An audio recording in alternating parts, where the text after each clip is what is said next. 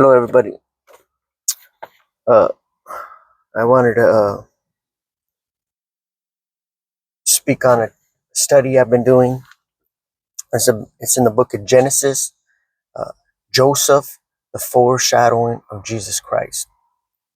We're going to go through his life in Genesis and see Jesus' life, right? We're going to see the foreshadowing of the signs of Jesus.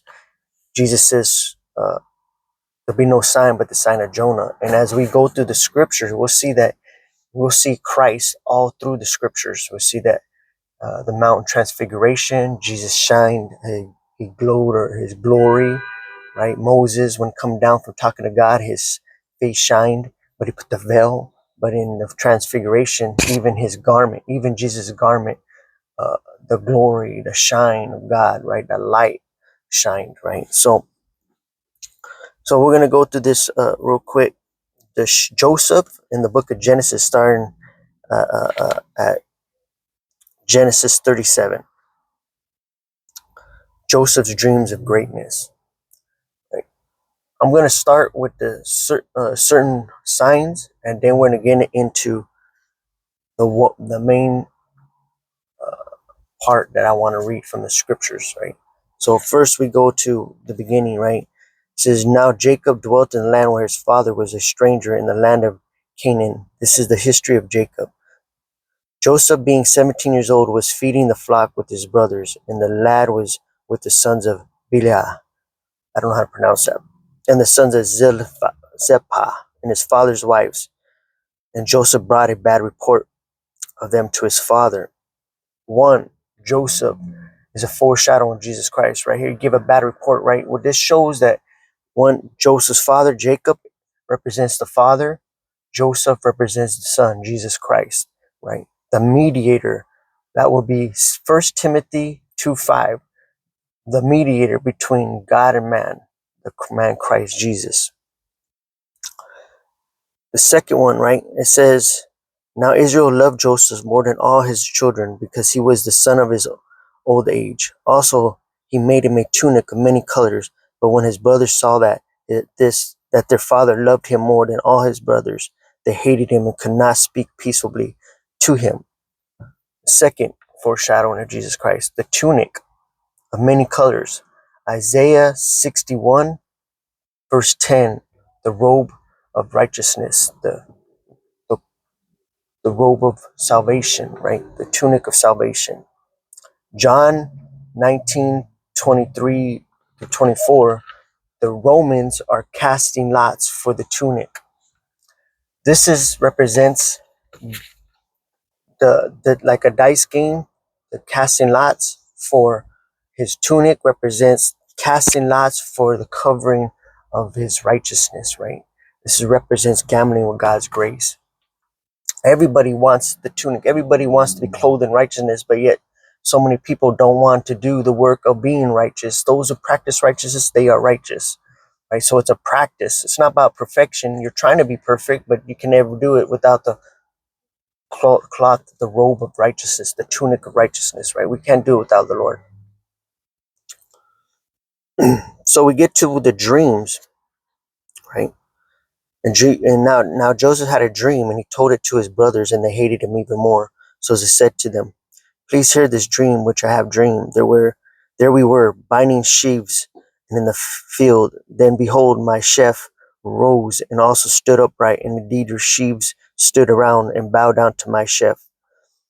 Chef are wheat stock. It's wheat, right? And sheaves are multiple wheats, right? Stock. So we're talking about wheat, right? We're talking about wheat. Number 3, the dream of sheaves and chefs, right? John 6:35. Jesus says, "I am the bread of life. I am the bread of life." Right? This is what you make bread from, wheat. Right? And he was also born in Bethlehem, the house of bread. Right? Second dream.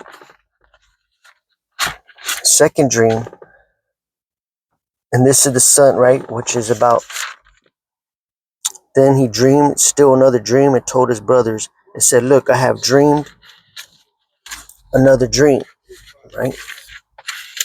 And this time, the sun, the moon, and the 11 stars bow down to me. So he told it to his father and his brothers, and his father rebuked him, and he said to him, what is this dream that you have dreamed? Still, shall your mother and I and your brothers indeed come to bow down to the earth before you? And his brothers envied him, but his fathers kept the matter in his mind.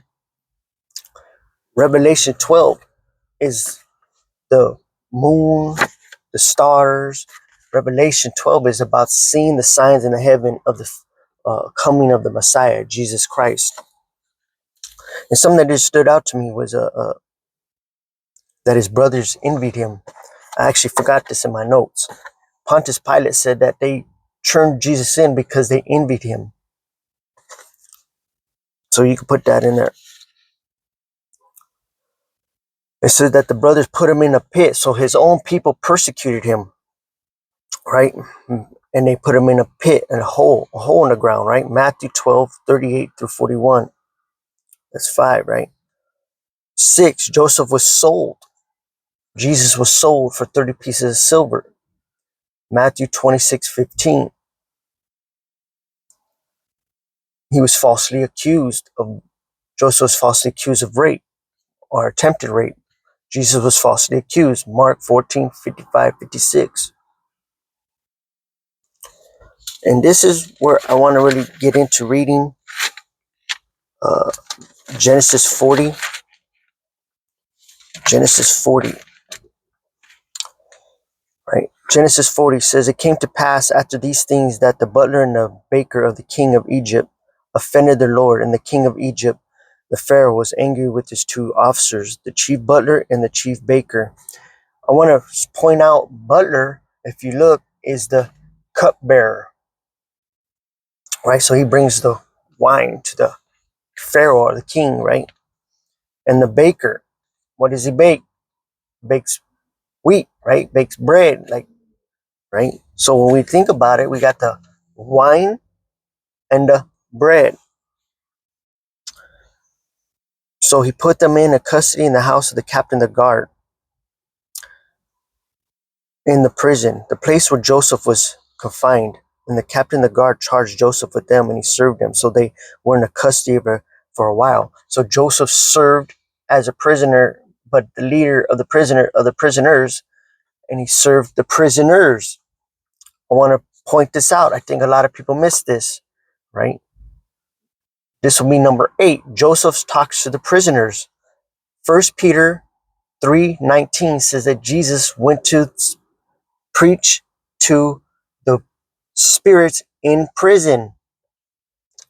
That's such a powerful revelation right there, right? That Jesus was in the prison witnessing to the spirits, and Joseph was in the prison talking to prisoners. Joseph was in prison talking to prisoners, right? Then the butler and the baker, the king of Egypt, were confined in the prison and had a dream, both of them. Each man's dream is one in one night, and each man's dream with its own interpretation. And Joseph came to them in the morning and looked at them and saw that they were sad. So he asked the Pharaoh's officers who were with him in the custody of his lord's house, saying, why do you look so sad today? He's looking at their face. He's looking at the way they look, and he could tell, right? Sometimes we have to pay attention to people's uh, face, their demeanor, right? And that will show you that there's an opening to witness to them. We have to have discernment on witnessing to people too. Who to witness to, when they're ready to receive. And they told him, and they said to him, we each have had a dream, and there is no interpreter of it. So Joseph said to them, do not interpretation belong to God? Tell them to me, please. And Jesus always glorifying the Father. If they belong to the Father, don't, right? He's the mediator. Tell me, I'm the mediator, right? We go back to number 1, 1 Timothy 2:5.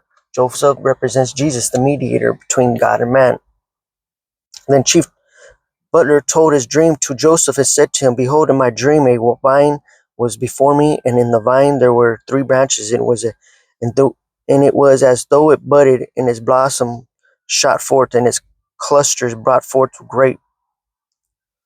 Then Joseph's cup was in my hand, and the Pharaoh's cup was in my hand, and I took the grapes and pressed them into the Pharaoh's cup and placed the cup in Pharaoh's hand. What I say, wine, right? Grapes and cup, wine. And Joseph said to him, this is the interpretation of it. 3 branches are 3 days. Christ represented rising in the 3rd day. Now within these 3 days, Pharaoh will lift up your head and restore you to your place, and you will put Pharaoh's cup in his hand according to the former manner when you were his butler. But remember, when it's well with you, and please show kindness to me, make mention of me to Pharaoh, and get me out of this house. For indeed I was stolen away from my land of the Hebrews, and I also have done nothing here that they should put me into the dungeon. And the chief baker saw that the interpretation was good. He said to Joseph, I also was in my dream, and there were 3 white baskets on my head. In the upmost baskets were all kinds of baked goods for Pharaoh, and the birds ate them out of the baskets on my head. So Joseph answered and said, this is the interpretation of it. The 3 baskets are 3 days. Within the 3 days, Pharaoh will lift off your head from you and hang you on a tree. Jesus was, they said, what? Crucified on wood. They say he was crucified on a tree, right? And the birds will eat your flesh from you. Now it came to pass on the 3rd day, which was Pharaoh's birthday, that he made a feast for all his servants, and he lifted up the head of the chief butler and the chief baker among his servants. Then he restored the chief butler to his butlership again, and he placed the cup in Pharaoh's hand. But he hanged the chief baker as Joseph had interpreted to them. Yet the chief butler did not remember Joseph, but forgot him. This is the key part of what I wanted to point out, was that the butler and the baker, the cupbearer, the wine, and the baker, the bread, right? The wine and the bread. He said, don't forget to mention me, right? This is communion, breaking of the bread and drinking of the wine, right? Breaking of the bread and drinking of the wine, communion with the Lord. Remember, Luke 22,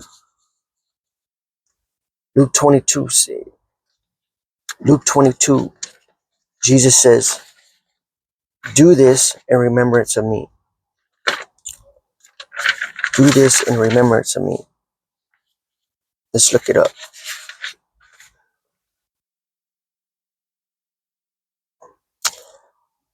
22:19. Luke 22:19. And he took bread, gave thanks, and broke it, and gave it to them, saying, this is my body, which is given for you. Do this in remembrance of me. Right? Likewise, he also took the cup after supper, saying, this is the new covenant in my blood, which is shed for you. Right? We're supposed to do this in remembrance of him. So, as we see, Joseph is a type of Christ. His life is a foreshadowing of Jesus Christ. And at the end, it's the remembrance of the communion with the Lord, the cup and the bread. Do this in remembrance of him. Amen.